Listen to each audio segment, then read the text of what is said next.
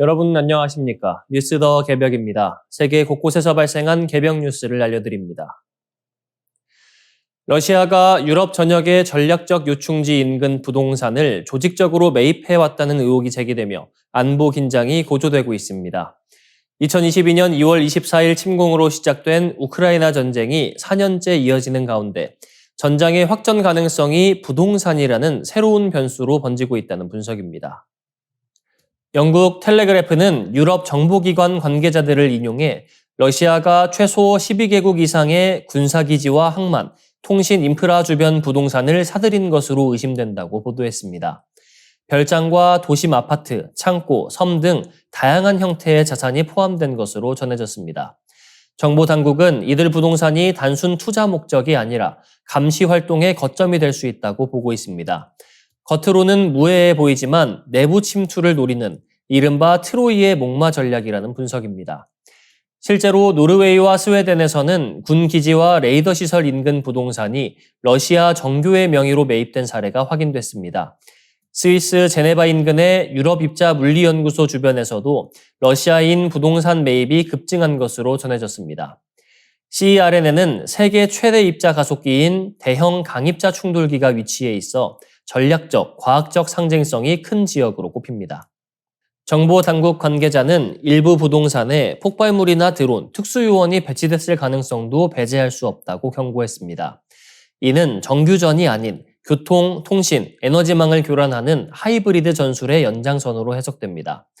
전면 충돌 대신 은밀한 교란을 통해 책임 소재를 흐리게 만들고 북대서양 조약기구의 집단방위 조약 발동을 어렵게 하려는 계산이라는 분석입니다. 실제로 핀란드에서는 군사요충지 인근 섬에 선착장과 헬기 착륙시설이 조성됐다가 적발됐고 폴란드는 발트에 연한 러시아 영사관을 폐쇄하는 등 경계 수위를 높이고 있습니다. 한편 종전 협상은 여전히 답보 상태입니다. 볼로디미르 젤렌스키 대통령은 CNN과의 인터뷰에서 트럼프 대통령이 푸틴을 향해 충분한 압박을 가하고 있느냐는 질문에 아니다라고 답했습니다. 그는 미국이 더 강력한 제재와 압박을 통해 전쟁을 멈출 수 있다고 주장했습니다. 현재 러시아는 돈바스를 포함한 우크라이나 영토 약 20%를 점령하고 있으며 스위스 제네바에서 3자 협상이 재개될 예정입니다. 전선은 동부에 머물러 있지만 보이지 않는 전장은 유럽 전역으로 확산되는 양상입니다. 미국 뉴욕 증시가 인공지능 AI발 공포에 크게 흔들렸습니다. 2월 23일 월가를 뒤흔든 대규모 투매의 출발점은 한 신생 리서치 업체의 보고서였습니다. 독립분석기관 시트리니 리서치가 공개한 2028년 글로벌 지능위기 보고서가 기폭제가 되면서 AI에 의해 대체될 가능성이 거론된 기업들의 주가가 일제히 급락했습니다. 이날 다우지수는 800포인트 넘게 하락했고 S&P 500과 나스닥 지수도 1% 이상 밀렸습니다. 특히 보고서에 언급된 도어대시, 마스터카드, 아메리칸 익스프레스, 우버, 블랙스톤 등의 주가는 4에서 7% 하락했습니다. 소프트웨어 기업인 IBM은 13% 넘게 폭락하며 25년 만에 최대 낙폭을 기록했습니다. 이 보고서는 2028년 6월을 가정한 미래 시나리오 형식으로 작성됐습니다. 초고성능 AI가 인터넷과 스마트폰처럼 일상 인프라가 되고 기업용 구독 소프트웨어를 대체하며 결제 영역에서는 스테이블 코인을 활용해 기존 카드 산업을 잠식한다는 내용입니다. 이 과정에서 화이트 칼라 대량 감원이 발생하고 실직자들이 주택담보대출을 상환하지 못해 2008년 금융위기를 능가하는 충격이 닥칠 수 있다고 경고했습니다. 보고서는 이를 지능의 희소성 붕괴로 설명했습니다. 과거에는 숙련된 인간의 지적 능력이 핵심 자원이었지만 AI로 지능이 사실상 무한 공급되면 기존 산업과 금융 구조가 근본적으로 재평가될 수밖에 없다는 주장입니다. 통계상 국내 총생산은 증가하지만 소득이 소수 자본에 집중되는 이른바 유령 GDP 현상도 제시했습니다. 시장 전문가들은 최악의 시나리오가 현실화되지 않더라도 AI의 파괴적 혁신이 기존 수익 모델을 위협할 수 있다는 점에서 경고음을 가볍게 볼 수 없다고 평가했습니다. 2008년 금융위기를 예견했던 블랙스완의 저자 나심 니콜라스 탈레브 역시 AI 주도 랠리가 취약 국면에 접어들었을 수 있다고 지적했습니다. 이번 사태는 단순한 공상과학적 상상이 아니라 AI가 산업 구조와 금융 시스템에 미칠 충격을 시장이 얼마나 민감하게 받아들이는지를 보여준 사례로 평가됩니다. 기술 혁신이 곧바로 번영으로 이어진다는 낙관론과 구조적 위기를 초래할 수 있다는 비관론이 정면으로 충돌하는 지점에 글로벌 금융시장이 서 있습니다. 두바이가 세계 최초로 전 공정을 로봇으로 수행하는 주거용 빌라 건설에 착수합니다. 건설 산업의 패러다임을 바꾸겠다는 대형 실증 프로젝트가 본격 가동됩니다. 1월 27일 두바이 당국은 엑스포시티 두바이에서 25개 이상의 글로벌 기업과 대학이 참여하는 로봇 건설 빌라 프로젝트를 공식 발표했습니다. 이번 사업은 미국 벤처 투자사 자쿠아 벤처스와 독일 산업자재 기업 비르트 그룹의 협력으로 추진됩니다. 목표는 설계부터 시공, 마감까지 전 과정을 완전 자동화된 로봇 시스템으로 구현하는 것입니다.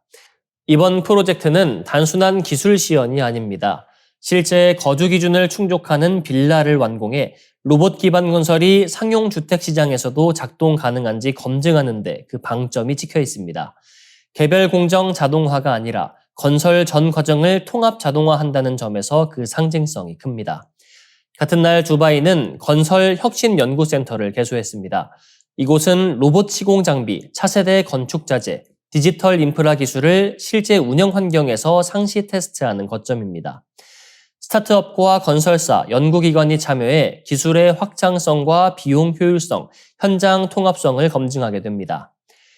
두바이 지방자치단체와 자쿠아 벤처스가 공동 발간한 글로벌 콘테크 보고서는 노동력 부족을 건설 산업의 가장 시급한 과제로 지적했습니다. 인공지능과 로보틱스, 적층 제조, 조립식 건축이 미래 건설의 핵심 축이 될 것이라고 분석했습니다. 전 세계 건설 기술 투자 규모는 2033년까지 300억 달러를 넘어설 것으로 전망되며 연평균 17% 이상의 성장세가 예상됩니다. 두바이는 제도 정비에도 속도를 내고 있습니다. 두바이 상공회의소와 함께 콘테크 워킹그룹을 신설해 규제와 기술 표준, 투자 구조를 논의하고 있습니다. 또한 소바 리얼티와 공동으로 70-70 전략을 제시했습니다. 2030년까지 전체 건설 공정의 70%를 공장 기반 오프사이트 방식으로 전환하고 그중 70%를 자동화하겠다는 구상입니다. 두바이 지방자치단체장은 첨단 건설 기술이 도시개발 전략의 핵심 축이라고 강조했습니다. 자동화는 효율성과 지속 가능성, 장기적 회복력을 동시에 강화하는 수단이라는 설명입니다. 로봇이 짓는 집이 실험을 넘어 일상으로 들어올 수 있을지 두바이의 이번 도전이 글로벌 건설 산업의 방향타가 될지 주목됩니다. 미국과 중동 외교 지형이 다시 요동치고 있습니다. 마이크 허커비 주 이스라엘 미국 대사가 이스라엘이 중동 땅을 다 가져도 괜찮다고 발언하면서 아랍권 전반에 거센 반발을 불러왔습니다. 논란은 지난 2월 20일 이스라엘 텔아비브 벤구리온 국제공항에서 진행된 인터뷰에서 시작됐습니다. 허커비 대사는 미국 보수 논객 터거 칼슨과의 대화에서 이집트 나일강부터 시리아 이라크 유프라테스강 사이의 땅을 이스라엘이 소유할 권리가 있다는 성경 구절 해석에 대해 그들이 그 땅 전체를 차지해도 괜찮을 것이라고 답했습니다. 이후 다소 과장된 표현이었다고 한 발 물러섰지만 파장은 이미 확산된 뒤였습니다. 사우디아라비아는 해당 발언을 무모하고 무책임하다고 규정했고 요르단은 지역 국가들의 주권에 대한 공격이라고 비판했습니다. 쿠웨이트는 국제법 위반이라고 지적했고 오만 역시 지역 안정과 평화를 위협한다고 경고했습니다. 이집트는 점령된 팔레스타인 영토와 기타 아랍 영토에 대한 이스라엘의 주권을 인정할 수 없다는 기존 입장을 재확인했습니다.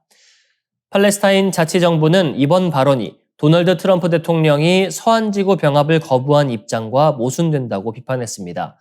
논란이 커지자 트럼프 행정부는 즉각 수습에 나섰습니다.